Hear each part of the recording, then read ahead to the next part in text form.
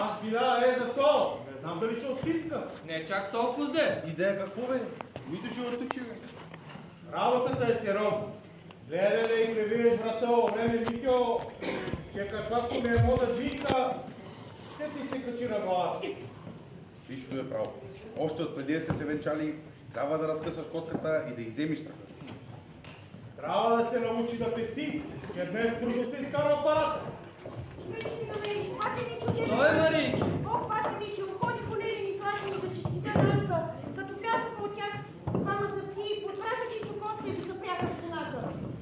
Да, пък каква ще? За ти казваш? Зъбти, Леля Злата започна да се тюпка, пак аз и рекох да идем на коната да видим що е. Защо са го за... Един господин се оплакал на пашата, че Чичо Костя го псувал и се заканвал да го убие. Тръгнахме двете и оставихме Анка сама вкъщи. Баби Петър тая сутрин замина по селата. Като се върнахме, Анка я няма. Как та я няма? Дошъл он е европеец. Кой е европеец? Господин Маргариди, кой? Не думай! Дошъл с един файтон, взел Анка и... Избягал с нея? Откраднал я? Как те изел? Да не са били сговорени? Не знам ли, една кожийка разказва, че Анка се дърпала и плачела, пък той грабнал и е качил на файтона. Видял ли някой на къде си избяга? Никой. Леля ти Злата, тя не знае ли на къде може да са отишли?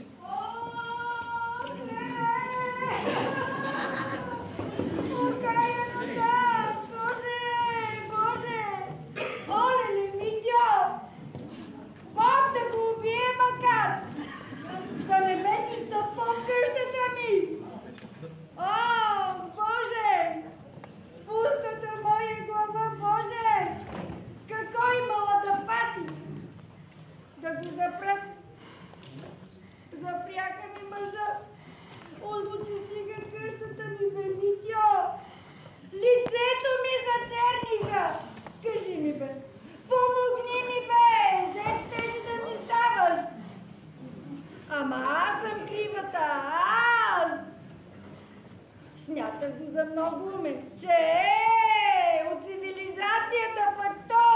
То майо, не е, Лело, от цивилизацията. Знаеш ли на къде са тръгнали? О, ми питах комшиките, дето са ги видели, ми не знаят ги. О, Божичко! Проклет гъркоман! Шарлатани! Не си ли чувал по-рано да я предлагал някъде? Ох, ми не помня, ми нищичко не помни тая моята глава, Божке! Напини, Лело, велки си спомниш.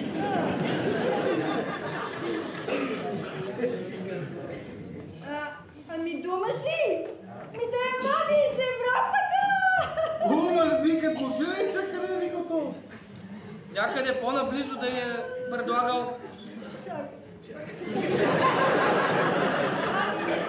Май да иде ли в някой близко село? Оле ли, Митьо! Как я наредихме, бре, Митьо! Как си я наредила? Франга, как? Райчо, не беше ли вкъщи? Ама да ми пустеяла франгата и на мярата да им опусте дано! Зачерни си къщата! Сама, саменичка я зачерни! Чирачето не беше ли от тях? Не го видях, бате Митьо. Пък му заръчах да не се отделя от нея. Поспала Анко. Патетьо, взеха! Те вземат зер. Казах ли ти да седиш при нея? Казах ли ти? Де беше като я взеха? Другата стая. И чак сега ми се мътниш. Пайтона много препускаш, Патетьо. Вие хвалете. Взеха по една улица, по втора, по трета. Ма ти все подир тях ли бяга, бе, Райчо? Колко улици минаха? Чак до края на града. Видя ли на къде отиват? По Тюлевския път. Дяло да ги вземе. По Дюлевския, ако се отбият от него? Този път го знам, няма къде да се отбият. Дюлево се отиш. Знаеш ли и файтоджията Спас? Оня, дето е до фурната. Без пас файтонджията, бе. Бе, он е Кюровия! Бягай му кажи да впрегне конете и сега идем. Работа не е шега, да вземем оръжие. Ей сега. Оле, Марийки, оръжие! Не плачи, Лело, не плачи. Ето ви 2 лири. Ще отидете в конака и ще питате за Чавуша Хасан. Ще му дадете парите и ще речете, че много искам да пусне бай Коста. Запомни ли името, Марийке? Запомних, Чауша Хасан. Бог да ви помогне, момчета! Върнете ми момичето! Ръцете ще ми целувам! Ох, Боже, Божечко! Хайде!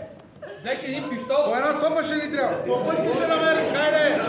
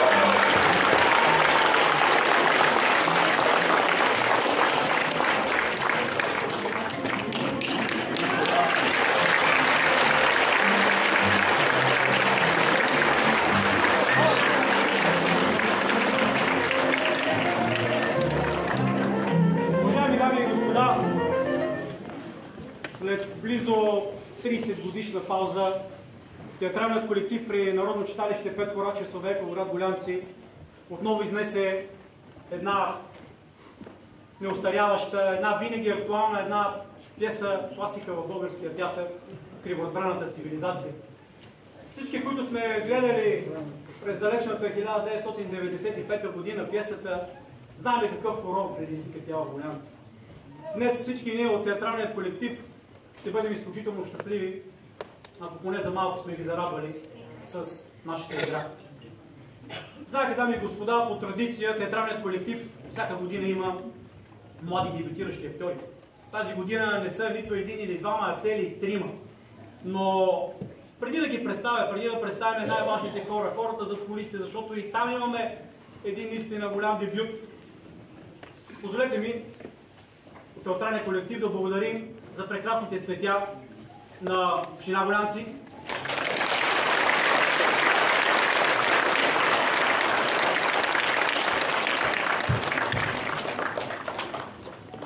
Също цветя от Средно училище Христо Смирненски, град Гулянци.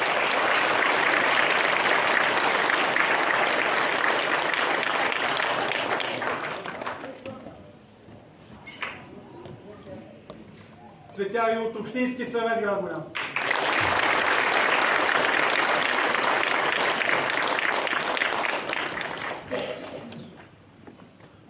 Цветя и от фирма Еко Дъна, град Гулянци.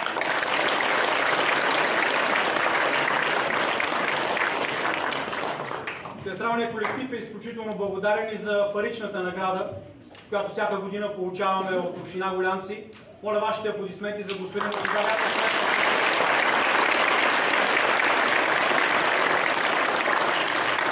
Парична награда тази година имаме и от Общински съвет, град Гулянци.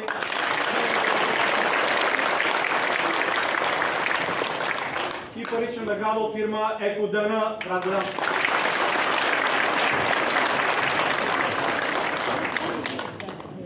Парични награди имаме и от госпожа Светла Крумова, аплодисменти.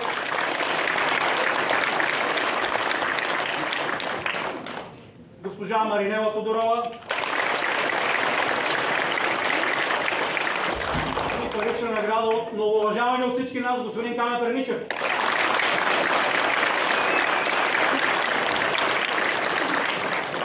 А сега и младите дебютиращи актьори.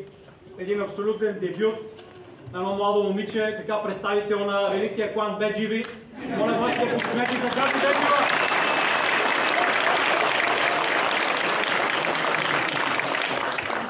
Следващия дебют е за Марио Игнатов.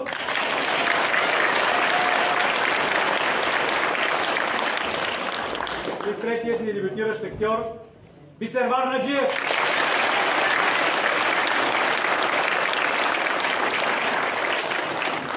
излишно е да казвам и за хората зад кулисите. Започваме с суфльорите. Госпожа Поля Манова.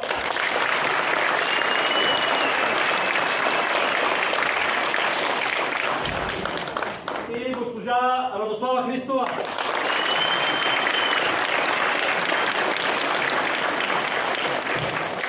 За прекрасната музика се грижише господин Светослав Бакърджиев.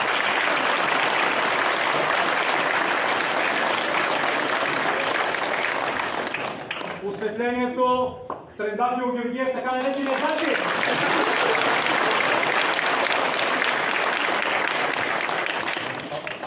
И момчетата, които отговаряха за декорите, започваме с господин Илян Илиев.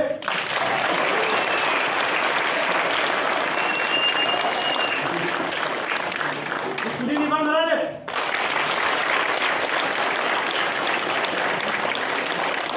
И разбира се, господин Божидар Ангелов.